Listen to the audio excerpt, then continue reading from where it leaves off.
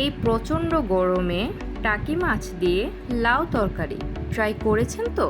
যদি না খেয়ে থাকেন শুধু একবার এভাবে তরকারিটি বানিয়ে দেখুন, অবশ্যই সবাই অনেক পছন্দ করবে। তাহলে আর দেরি কিসের, চলুন আমরা রান্নার প্রিপারেশন নিই।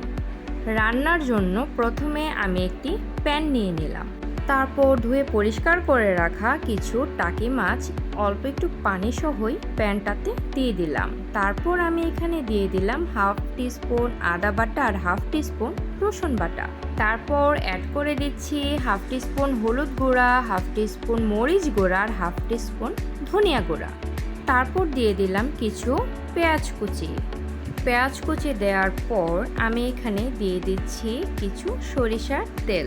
সরিষার তেলের পরিমাণটা আমি এখানে মেনশন করিনি, আপনারা আপনাদের মাছ আর লাউয়ের সাইজ অনুযায়ী সরিষার তেলটা নিয়ে নেবেন। আর আমি এখানে লবণও দিয়ে দিলাম, দিয়ে একটি চামচ দিয়ে খুব ভালোভাবে মশলা আর মাছ মেখে নিচ্ছি।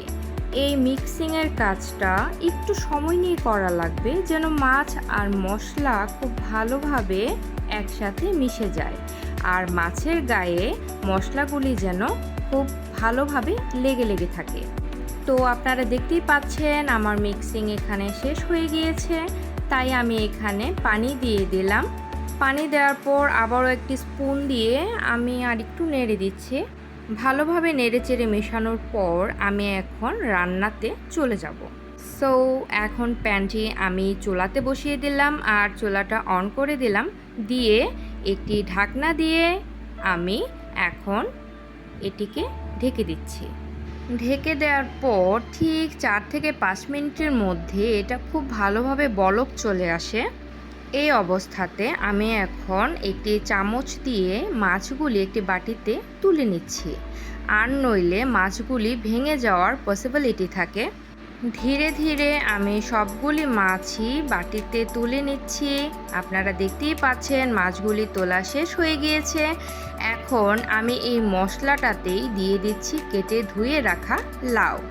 আমি যে লাউটা এখানে দিচ্ছি, লাউটা মিডিয়াম সাইজের ছিল আর দেখতে অনেকটা কচি ছিল, তাই আমি আশা করি লাউটা সিদ্ধ হতে আমার খুব বেশি দেরি হবে না। এখন আমি লাউটা মশলার সাথে নেড়ে চেড়ে ভালোভাবে মিশিয়ে নিচ্ছি। আসলে সব কথা ভেঙে ভেঙে বলা যায় না, ভিডিওতে দেখে অনেক কিছুই মানুষ বুঝতে পারে। আপনারা যারা দেখছেন আশা করি আপনারা বুঝতে পারছেন। তো এখন লাউ আর মশলা ভালোভাবে মেশানো শেষ, তাই আমি ঢাকনা দিয়ে ঢেকে দিচ্ছি। ঠিক অল্প সময় পর এটা বলক চলে আসলো, দেন ঢাকনাটা সরিয়ে আমি আবারও একটু নেড়ে দিলাম। তো এখন কিছুক্ষণ নেড়ে দেওয়ার পর আমি এটাকে আবারও ঢাকনা দিয়ে ঢেকে দেব।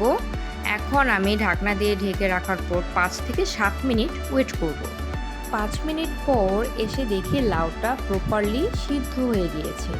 এখন আমি কষিয়ে রাখা মাছগুলি এখানে অ্যাড করে দিচ্ছি।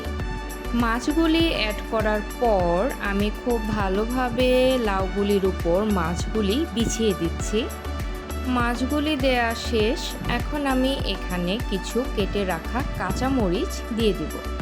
কাঁচামরিচ দিয়ে অল্প একটু নেড়ে দেব, তারপর আবার ঢাকনা দিয়ে ঢেকে দিচ্ছি 2 থেকে 3 মিনিটের জন্য।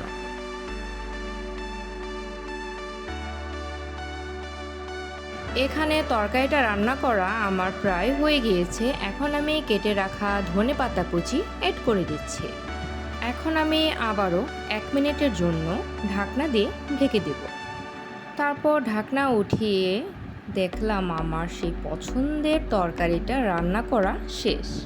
এখন আমি আরেকটু নাড়াচাড়া করে জাস্ট একটু মিশিয়ে নিচ্ছি, তেমন খুব বেশি হেভিলি নাড়াচাড়া করছি না। এখন আমি চুলাটা বন্ধ করে দেব। এ পর্যায়ে সেই মজাদার লোভনীয় তরকারিটা রেডি হয়ে গিয়েছে।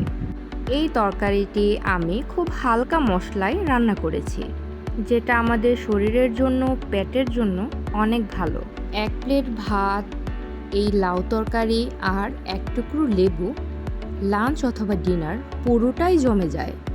আজকে এ পর্যন্তই। সবাই ভালো থাকবেন, সুস্থ থাকবেন। আর আমার ভিডিওটি যদি ভালো লেগে থাকে অবশ্যই একটি লাইক এবং একটি কমেন্ট করুন। Thanks for watching. আল্লাহ হাফেজ।